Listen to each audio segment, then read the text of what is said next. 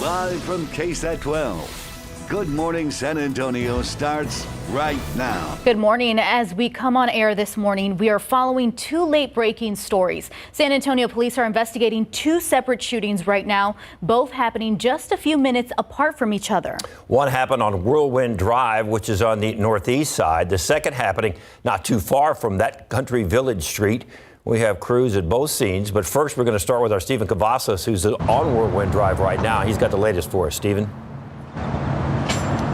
David, Tiffany, we can confirm that this one man is dead, and this all stems from a domestic violence incident. Now, take a look at what's happening right now. We do have a red truck that's getting towed out of this area, and the scene, although it is clearing, it's still pretty active out here at this Days Inn off of 35. We also want to point out that the San Antonio Fire Department is here on the scene, wiping down where that crime scene was happening out here a little bit earlier this morning. Now, San Antonio police did tell us that they got here around 5:30 this morning. They tell us that a 19-year-old son of one woman shot a 33-year-old man. While it is not clear what that relationship was between the man and the woman, they say that he did die on the scene. That 19-year-old son was taken in for questioning. Again, it's not clear what prompted this particular shooting, but San Antonio police do tell us this all stems from domestic violence. You can see that we still have a very busy scene right now here at the Days Inn. San Antonio police telling us they've been out here for several hours conducting their investigation. It does look like that it is wrapping up right now with the truck that is getting towed off and the fire department that is clearing up that scene right now. Of course, this is a developing story, and we are working to bring you more details. Stay with KSAT for the very latest. David, Tiffany. Thank you, Stephen. Now we get to the second shooting this morning. This one on Country Village Street. Our Max Massey is there right now. He's been there for a little over an hour. So what can you tell us about this shooting, Max? Good morning, guys. I can tell you that this is happening in the Bungalow 09 apartments here on the north side. I'm going to step out of the way, show you what we see right now. We have been able to confirm one person shot and killed. We've been talking to officers throughout the morning. We are still waiting for the latest information. We know the public information officer just arrived to the scene, so we do expect to hear from her in just a little bit. We're going to bring you that information once we get it. But until then, what we've seen so far this morning, we've seen investigators, homicide detectives combing through the scene. At one point, they even pulled out a metal detector, seemingly trying to find some of the gunshot casings, trying to figure out what exactly happened here and who is responsible. I was able to speak with some neighbors here, and they tell me that this isn't uncommon. They say that this will now be the third day in a row that they've heard gunshots. But again, we are still waiting for the latest information, and we're going to bring it to you once we get it. Guys, back to you.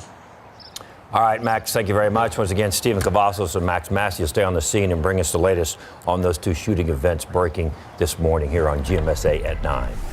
And a look outside now with live cam, 77 degrees outside. We are seeing a weather pattern this week, right, Justin? Well, it's a busy one in which we have some showers and storms, more scattered downpours in the forecast today. Drier and hotter as we get into tomorrow, so we'll get a little bit of a break in the action. And then the unsettled weather pattern returns this weekend. We'll have more chances for rain both Saturday and Sunday, so something to watch there. And it's going to be busy, I think, even going into next week. Let's look at the radar, and we'll show you that we've got a couple showers out there stretching from Beeville up into Karnes County. These are pretty light. We've seen a couple blips on the radar here around San Antonio, but nothing too much to worry about now. Unlike yesterday, I think it's probably going to take until the afternoon to get some of these scattered showers and storms going today. Here's an alert I got to pass along. Mold jumped into the very high category today, 18,170. So if you're having allergy issues, there is your culprit. Forecast today, 20% chance, 9 o'clock where we are now, but we up that to 40% chance as we get later into today. Easterly winds 5 to 15 miles per hour. We've got to talk about the weekend. We'll zero in on that forecast, and the tropics really starting to become active. We'll tell you what that means for our forecast coming up in just a few minutes, guys.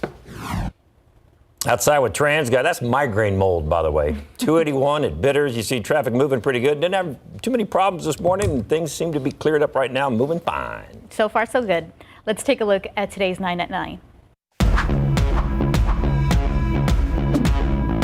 Former President Donald Trump making his way to South Texas today for a tour of the border wall with Governor Greg Abbott and other GOP House members.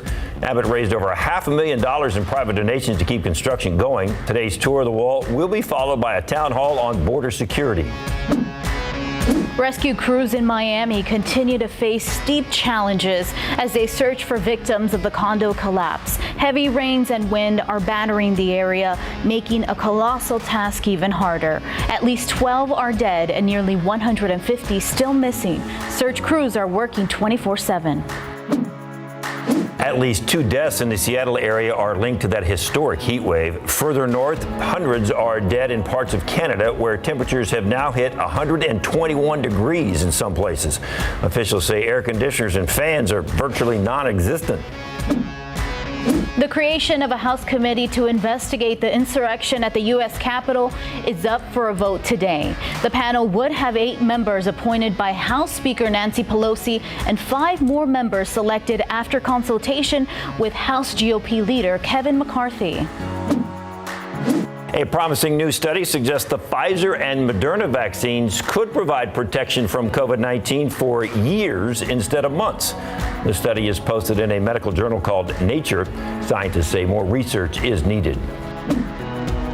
Anyone looking to adopt or foster pets in San Antonio need to act quickly. Animal Care Services says every animal that comes into their shelters has 3 days to be placed with either a foster or forever home. After that, the animals have to be put down. We have adoption details on KSAT.com. Tennis star Serena Williams won't get a shot at a record-tying 24th Grand Slam title. An injury forced the 7-time Wimbledon champ to forfeit her first-round match. This is the first time the 39-year-old has ever lost during the first round of Wimbledon. Fireworks will be more expensive and harder to find this weekend. Any of them come to the U.S. from China. Experts say the industry is struggling to rebound from the pandemic with fewer shipments and more expensive containers. And on a similar note, this year's Independence Day barbecue will likely cost you a little extra. The American Farm Bureau says a cookout for 10 people will run nearly $60. That's up 16 cents from last year. That price only includes meats and desserts. And that's today's 9 at 9. And moving right along in your morning headlines, a tropical storm leads to high water rescues and a Navy celebration turns to tragedy. Plus, a Florida state trooper is under investigation after tasing a 16-year-old. RJ Marquez joins us now live. Good morning, RJ. Yeah, good morning, guys. A lot of interesting videos to get to. And we start, first of all, with this dramatic rescue caught on camera in Mexico. Tropical storm Enrique is cruising along the western shore of Mexico, bringing flooding rains. You can see that video behind me, and heavy wind.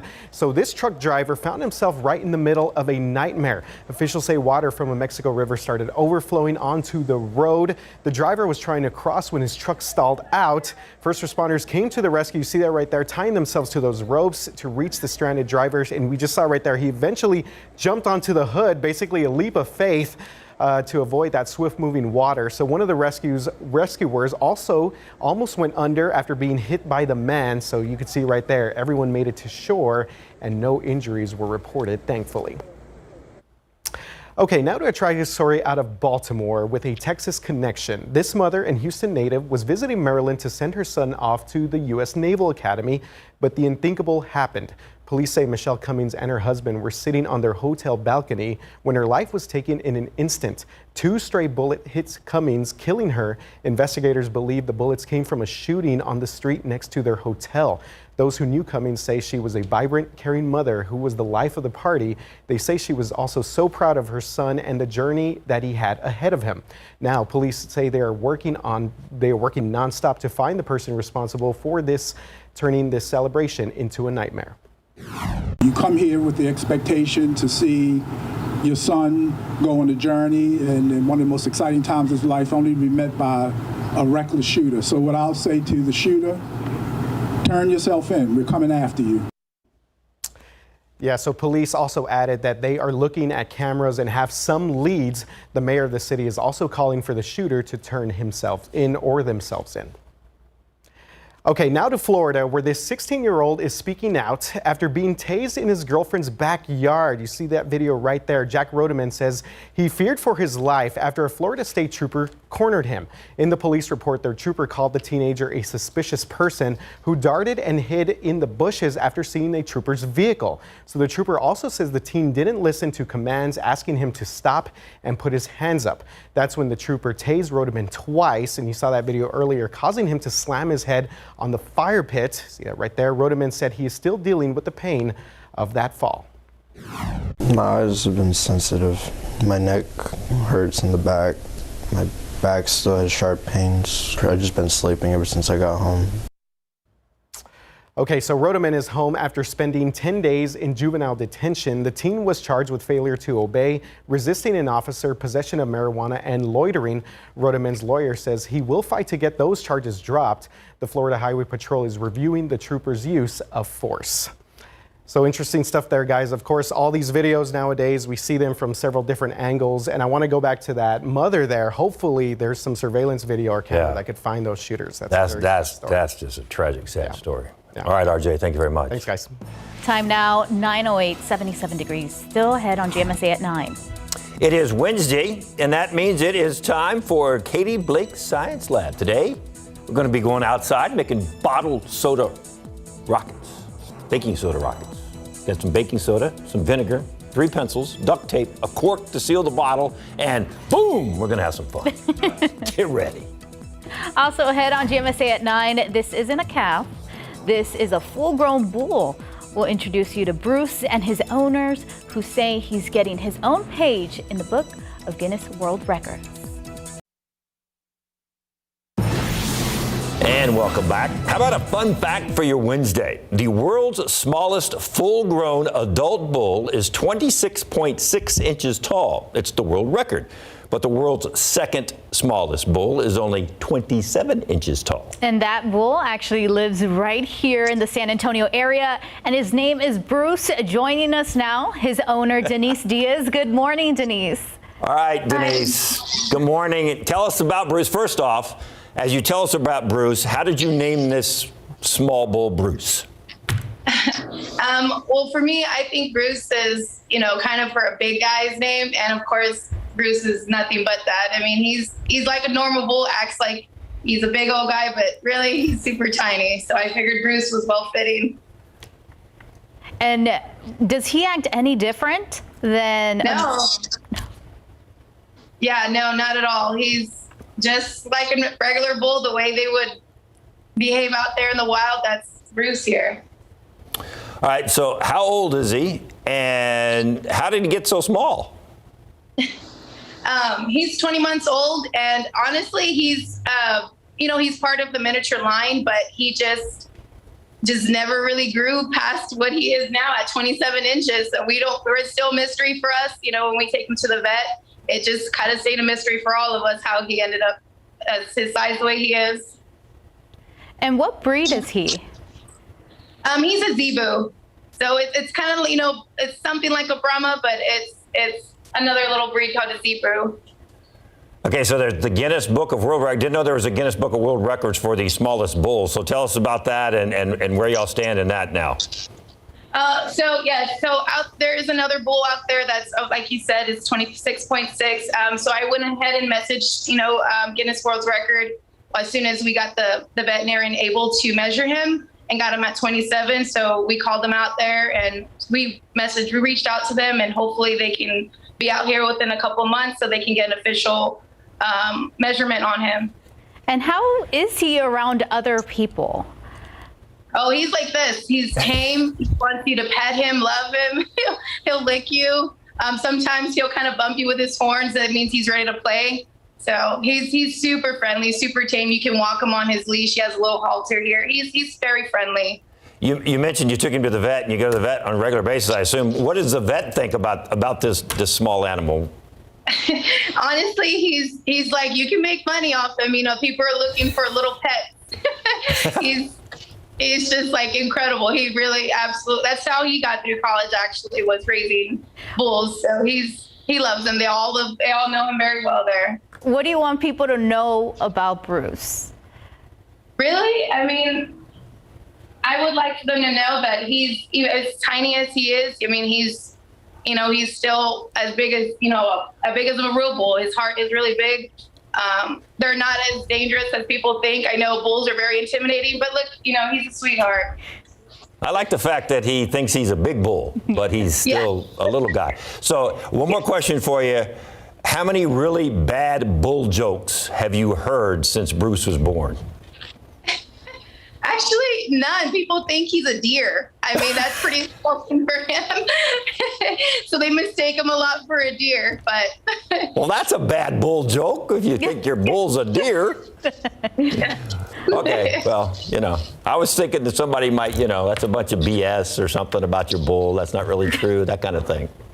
Yeah, I know. I mean, they question like, really, I got to see it. And of course, here I am with pictures, or if they can see him in person or a video. So I'm like, yeah, no, he's real. He's so cute. Well, thank you so much for joining us this morning. All right, Bruce, thanks for being here. Thank you guys for having us. Wave goodbye to Bruce, everybody. Look at him. That is so cool. Love that. Bruce is a superstar. Bruce loves the camera, doesn't he? Yeah. Man, he took right to that camera, and just keep scratching my neck, and I'll be on camera all day. Kind of like Justin. I'll be on camera all day. Small but mighty, Bruce says. There you go. Hey, listen, I think that's like a Disney movie waiting to happen. You know what I mean? Just saying. Isn't there an almighty Bruce? Or what Bruce Almighty. Yes. Bruce Almighty? It's a little different. A little different plot, but okay. yes, that's a cool story. Something that's not cool is what's going on up there in Canada, guys. The numbers yesterday were nothing short of incredible. Yesterday in British Columbia, Lytton, British Columbia, I got up to 121. Now, this is the same spot that's been setting the record over the last 3 days. But that is the all-time highest temperature ever recorded in Canada. They keep blowing out the old records, and that's hotter than it's ever been here in Texas since records have been kept, of course. Pretty incredible. That heat high is still going to be around there today, but it's starting to break down some. They'll see temperatures come down a little bit. Very dangerous situation, and it's not been good for those folks. They're not used to those kind of temperatures, and it just goes to show you that it's been a pretty unusual pattern. We got rain here yesterday, so you're talking about triple digits up there. We were in the 80s, but cloud cover and chances for rain. We got some decent numbers around the area, 1/4 of an inch in a lot of spots, up over an inch at Stinson, and it was widespread. Most of us got in on the rain, and that's what we love to see, especially during the summertime. There's a look outside right now. We've got mostly cloudy skies, near 80 at the airport, above 80 at Stinson, 79 Kelly, 76 at Randolph. We do have a couple of very small showers trying to work up into parts of Karnes County, B County right now. And then we have had a few blips on the radar here around San Antonio, but generally speaking, the radar is fairly quiet. And as we get into the afternoon, we should see an increase in activity. We're still calling for a 40% chance of rain, but I think the window's a little smaller today. Getting those downpours. Temperatures will be up again near 90 for a high. Here's the big picture, and you can see that things are indeed a little quieter across the entire state of Texas today. Rain across parts of New Mexico and in Mexico. There's a swirl in the atmosphere there. We've been showing you this the last couple of days. It's moving away, so that's taking some of the energy with it too. We're still in a good position again to see some rain this afternoon, but by tomorrow, high pressure begins to build in, and as this moves away, we'll see our rain chances drop off. So by 4 o'clock today, this does show more downpours popping up, and then by tonight, once we lose daytime heating, it all goes away. And then tomorrow afternoon, a little bit less in the way of showers and storms. Can't rule it out tomorrow, about a 10% chance, but I think the coverage will be much less, thanks to our ridge of high pressure. Stays over us Friday as well, but then it moves out of the way again, and by the weekend, we're looking at decent rain chances again. This is Saturday, 3 o'clock, showing some activity, and then Sunday, and I know this looks like there's a lot of rain. It will not be this, the state will not be this covered in rainfall and showers and storms, but it gives you the general idea that we'll be unsettled. And if you have plans this weekend, just know there will be some of those afternoon downpours around, hopefully cooling us off a little bit, both Saturday and Sunday. A lot of events going on, though, so you'll want to have the KSAT weather app there. We'll let you know if any storms are popping up or any downpours are nearby. We got to talk about the tropics, too, because things are really starting to heat up. We've got a couple waves on the Atlantic, one here, which this doesn't look very promising, but It does look like some of this energy will move through the Caribbean and then eventually work its way up towards Texas. At least some of the models are indicating that. That could help our rain chances next week, so we'll watch that. But this system here has larger potential of becoming something. 80%, according to the Hurricane Center, this could become a tropical storm. And it's a little early to say just yet, but some of these models do take it towards the islands and maybe eventually Florida. Definitely needs to be watched. 10% chance next couple days, and then a 40% chance Saturday, Sunday, and that decent rain chance continues into next week, guys. Thanks, Justin. Like the numbers, like the decent rain chance. Awesome. Next, hear from the author of Forget the Alamo, a book about what history books get wrong about Texas independence. Welcome back. For many Texans, one of the most polarizing topics across the state is the history of the Alamo and battle centuries ago. A book released earlier this month looks at the myths and the legends associated with the battle and tries to separate fact from fiction.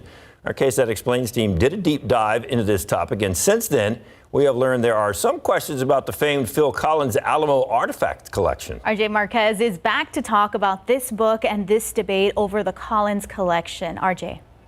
Yeah, good morning, guys. So this is an interesting debate that we've recently just kind of discussed or seen, but that's been publicated. So back in March, I interviewed Chris Tomlinson. He is he's a columnist for the Houston Chronicle and the San Antonio Express News.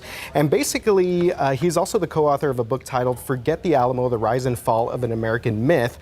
And of course, that book has gotten a lot of reaction, to say the least, but at the time we did not talk about the Phil Collins collection. So for people that may not know, Phil Collins, yes, the iconic music star Phil Collins, is a huge fan of the Alamo and the history of the Alamo, and he put together the largest collection of Alamo artifacts in the entire world. In 2014, Collins donated that collection of artifacts to the Texas General Land Office with hopes of it maybe going into an Alamo museum in the future. But in the book, Tomlinson spoke to former Alamo historian Bruce Winders, who questioned whether some of those very popular items are authentic. Here's what Chris says about what they found.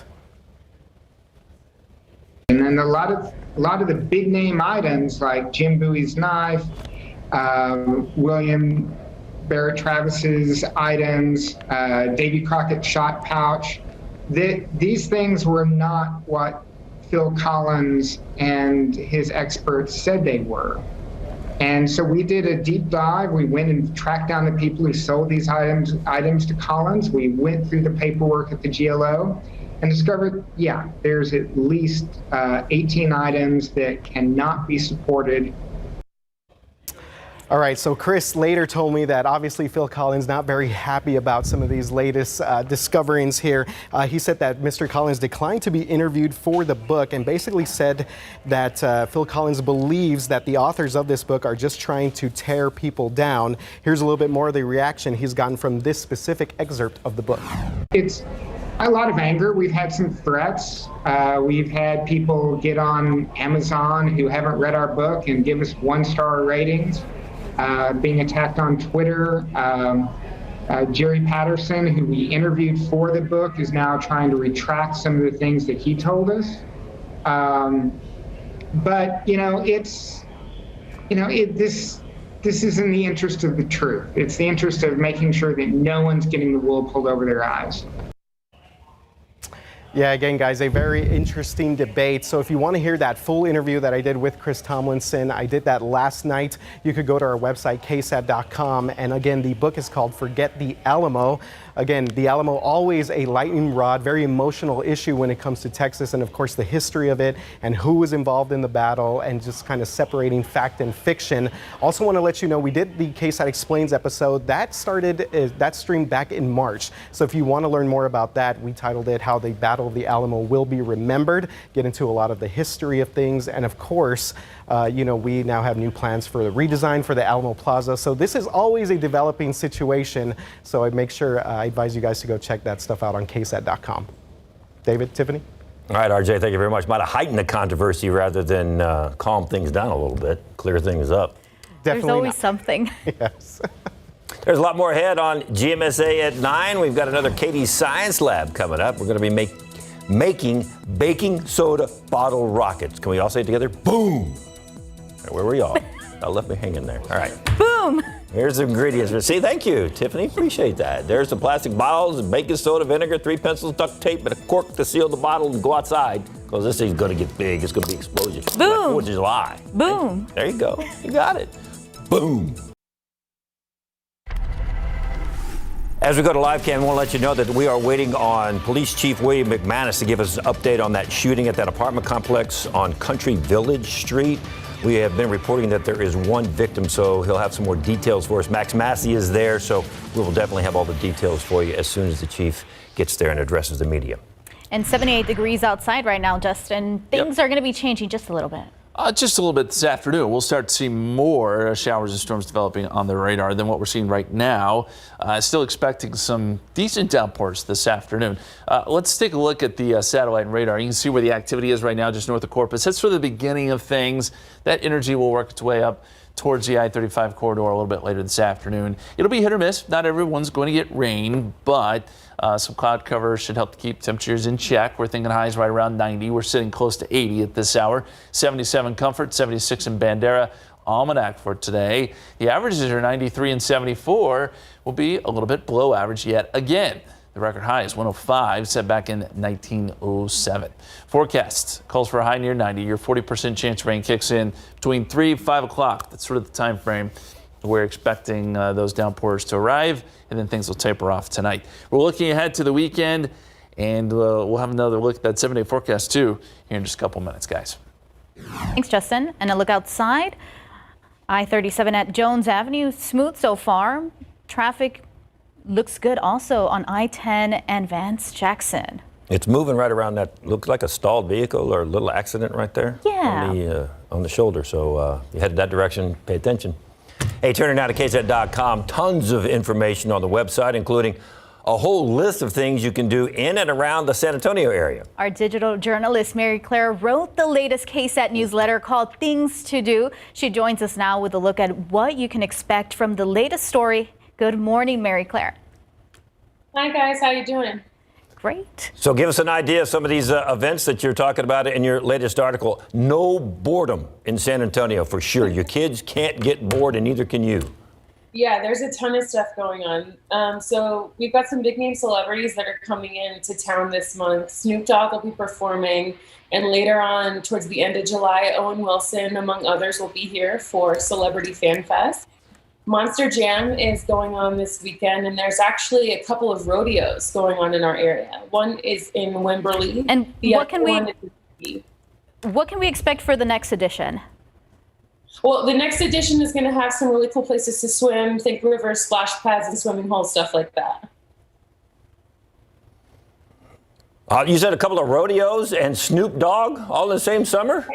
Yeah, Snoop Dogg's going to be here. There's going to be rodeos, so if you're into mutton busting, that'll be something that's going to go on. Usually you think about that for San Antonio rodeo, but there's a lot of these little towns on the outskirts of our area that you should really check out. All right, thank you so much, Mary Claire. All right, Mary Claire, thanks for that update. We're going to get you over to the Chief William McManus right now, investing the media about that shooting on Country Village Street. On the 8400 block of Country Village. Died in spite of their efforts. There were witness reports of a vehicle occupied by at least one person. The passenger got out when he observed the individual, started shooting, jumped back in the vehicle and fled. This, in our estimation right now, is not a random shooting. This individual was targeted for whatever reason, but it was not, like most of these, this is not a random shooting. And that's what we have right now. We don't want to give out information on the vehicle just yet. Do you believe this could be gang related? I don't know. I really don't know. The person looks like late 40s, maybe early 50s. But I don't know right now. We had talked about a shooting in this area from around 11 to midnight last night. Do you think that's related to that shooting? It could be. I don't know. I mean, it could be, it could not be. We just don't know right now. I mean, this is very early in the stages of the investigation, so we'll figure that out as we go along. Now, I spoke to some of the neighbors. They said that they had seen a larger weapon. Can you talk about what kind of weapon was used? No, I don't have that information. Do we know about how many shots were fired? looking at possibly 8-ish. You guys are just looking for one suspect? Well, there's more than one person in the car, so that would be no. We were looking for more than one suspect. And the victim's been identified? No. Does the victim live alone, or was that? We don't know. We don't even know if he lives here. Have no idea. Has no ID on him. So, all right. That's what we got right now, guys. All right. Thanks, everybody. Appreciate it. Thank you, guys. And that conference just wrapping up. We do know right now one person is dead, and this is not a random shooting. Yeah, Chief McManus saying it's not random, but they're not giving out any information on the vehicle that they're looking for. And they also say there are more than one suspect. There is at least 2 suspects involved in this shooting. And once again, the shooting happening over on Country Village Street in the 8400 block of the apartment complex right there. Max Massey, if you heard, Max was asking a lot of the questions, so he'll have a wrap up for us later on this afternoon on KSAT 12 News at noon for sure. And of course, we'll have all the information for you on our website, ksat.com. Time now 9:37, 79 degrees. You're watching GMSA at 9. Next, we're setting off some baking soda bottle rockets with Katie Blake. We've been excited about this all morning. This is going to be just fantastic. Can't wait. Get you ready for 4th of July.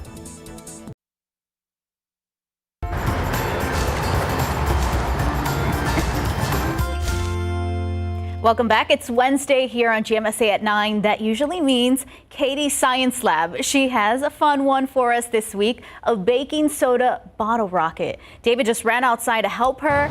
Good morning, Katie.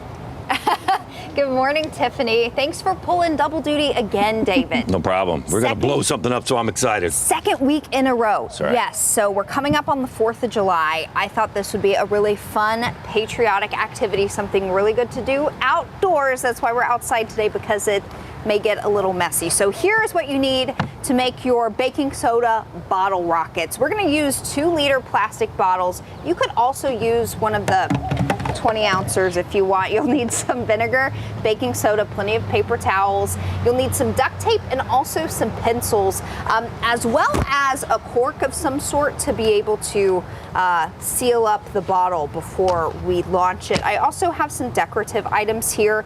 If you want to decorate your this would be really fun for the kids to do. Decorate it in red, white, and blue.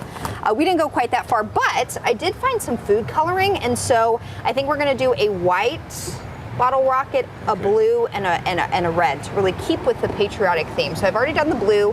David, you're going to take care of our white here. So you're going to pour the vinegar in, and what I've already done is created a nice little, wait, hold on, before you do that, I want to show what we've done here. So the reason we've got the pencils and the duct tape is because once we put our vinegar and baking soda in, we're going to seal it up and turn it upside down with the cork in like this. And the pressure of the reaction inside is going to push the cork out, and that's what's going to make our bottle launch. So the pencils are our launch pad.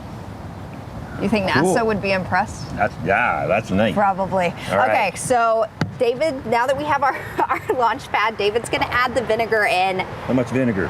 I didn't have a specific measurement. Just up to there? You can kind of let the kids play around with it. Do this a few times. See, does adding more vinegar make the reaction stronger? Does the rocket go higher? I did about this much. You can do, I think get a little more that'll be fine, I think. So if we want to reach the International Space Station, let them know we're thinking about them on the 4th of July. Definitely. Okay, so we've got the blue. I'm going to add a few drops of the red coloring here. Hopefully we get that effect with the color. I'm hopeful. Okay, so mix that up. I'm getting ahead of the game, aren't I? Oh no, wait. No, that's right. So here's the key. You need the paper towels to clean up your mess, but you also need the paper towels to put some baking soda in, and we're gonna make like a little baking soda packet. That too much? No, I think that's fine. And you can kind of eyeball this as well. I would say like a tablespoon, maybe 2. And so the reason that we're doing this is because we're gonna make a little packet here, kind of seal it up. You don't have to tape it or anything. In fact, don't tape it. Just kind of seal it up. So you've got your little packet here. Well, it has to, and it has to be able to fit in the thing. So that may determine. Okay, wait. Before you do that, because this buys us a few seconds. Putting it in the paper towel buys us a few seconds to turn the bottle over, or to put the cork in, turn the bottle over, and it'll launch. So I'm gonna move some of this stuff, and I'm gonna move. Dangerous. I'm gonna move your mic. Okay. Yeah.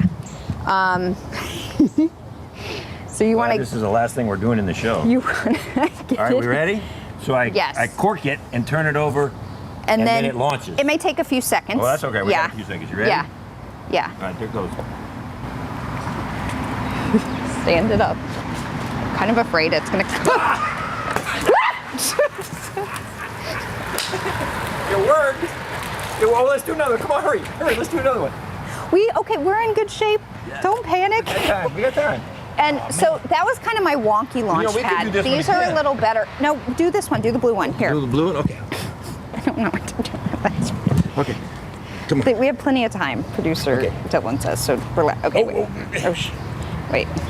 See, and this is another thing about the baking soda packet. You may, see, I put too much in there. Do another one. I'm gonna pour some out. This is why you should do this outside. Make sure you have parents nearby. We don't want anything to go flying. You'll shoot your eye out, kid. It's mom. Points if you know what that's from. Shoot. Oh my gosh. What happened? You better work. So it may take a few seconds. Okay. I might not have put enough baking soda in. You better work. It's going. It's bubbling. Oh, it's bubbling. It's bubbling. Oh, it's bubbling. 3, 2, 1. That's interesting. Okay. I'm afraid to go next to the red one. It should be going. It should be. But it's not. Oh, let's do this one. It may take a few seconds. And again, well, then I'll be ready. Why is this happening, David? We've done a few experiments before. Yeah, see, it's coming out the bottom. That we may have, our ratios might have been off. Okay. Here. Where's the cork? Here's the cork. Come on. How much time we got? I don't know. I'm afraid this. Okay, we got a minute left. Got a minute. Okay, hold on. One's got to go. You notice we didn't use the small one. You can use a little small explosion when you got these big 2-liter bottles. Dang it. Come on, Katie. Come on, do you have another paper towel? It won't go in there. Wait, hold on. Oh, you put like a ton of baking soda in there. Okay, here we go. Hold on. Wait. You got it? Are you sure? I don't know. We'll find out in a second. Here we go. Ready. So, cork it. Turn it over. Watch the microphone. Back up. Okay. Good job. All right. Awesome. How about that? Okay, and just a lesson. I was starting to panic. David stuck with it, and we pulled it off. So why is this happening, David? This is a reaction between two things, you know? An acid and a base. Hose in a minute, that's for sure. An acid and a base. Our base is the baking soda. The vinegar is the acid. When acids and bases react, that gives us a reaction because they want to balance each other out. So that's what causes this reaction, and that's what gives you your bottle launcher. And now we have a lot to clean up. Happy 4th of July. Katie, but it takes practice then. It's not always going to be the first time around. Right, our blue one. Your reactions. That scared me so bad, and it got on Dale's camera equipment. Okay. At least you guys are safe, and the microphones are safe. Everything is good. Little delayed reaction. I gotta clean up now. Okay. Gonna need a hose. This experiment and more on KSAT.com/kids. That was awesome. Thanks, Katie. That was awesome. That was awesome. You all right back there, Dale? I haven't seen David run that fast in a while. Wow. He just ran out of there. All right. Now the sun is out just in a little bit, just in time for this. Yeah, it sure is. That's great TV, I gotta tell you. Live TV. We're gonna have to, like freeze frame that shot with Katie. It was like, it's like. Whew, good stuff. David's day is made, by the way. He blew some stuff up on live TV. So they did an awesome job. That was cool. That was super cool. Okay, we gotta jump to the forecast now. 2.43 inches for the month. That's how much rain we've had here in June. It's been pretty good to us. We've had rain spread out over the month, which is always a good thing too. We are still technically a little bit below average, but you know what? We have another chance today. We'll have more chances as we get into July. There's a look at the live radar. We've got a couple showers down there around Beat County. Some of these are working their way up towards San Antonio. And as you look closer to the coast, there's even more activity. So I think things will get a little more active by the afternoon, but the next few hours look fairly quiet. Here's a look at the forecast, and it does show a scattering of downpours around 4 o'clock today, and then things will quiet down tonight before we see a couple more showers tomorrow, although I think the coverage will be a little bit less on your Thursday. We've brought rain chances down. Rest of today, temperatures up around 90, 40% chance of rain through the afternoon. And there's the scene outside right now. 79, mostly cloudy, east-southeasterly winds at 7. 79 New Braunfels, 77 in Bulverde, 79 Rio Medina, 80 right now in Helotes, and 77 in Tarpley. You got 80s down to the south. There is quite a bit of sun actually showing up down to the south and east. And keep in mind, temperature is only around 90 today, but there's enough humidity out there where there is still a heat index. We'll get those heat indices up close to 95 here in San Antonio.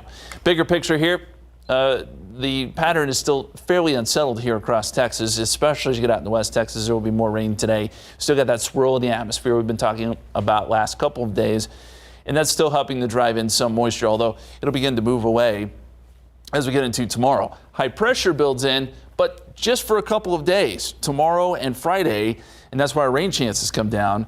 But then by the weekend, it moves out of the way and opens up the door for more rain chances. I think Saturday and Sunday we'll see more of these afternoon downpours, and we'll get more chances for rain, which is pretty incredible as we head into July.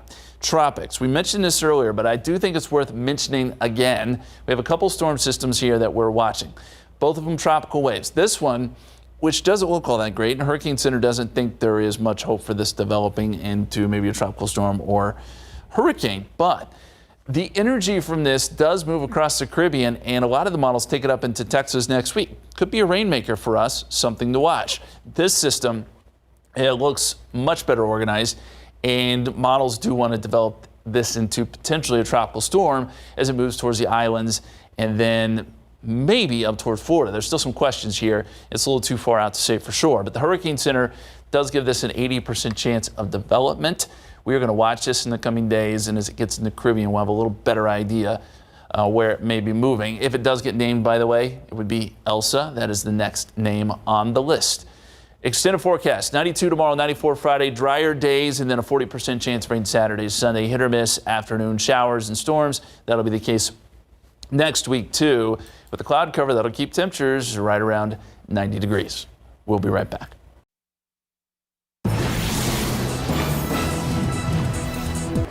And we just came back in to relive the moment. That was incredible. It'll be online.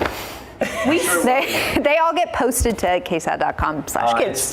I can smell you guys. It smells like. I got to wash my lab coat now. It's very blue and splattery, and there's still a lot to clean up outside. So hope you enjoyed that. Just a reminder for parents: stick around with the kids. Don't let them try that at home by themselves, because it could get dangerous. It was fun. You smell vinegar over there? I can smell you guys. You're going to need a wardrobe change. Smell success. That's good stuff.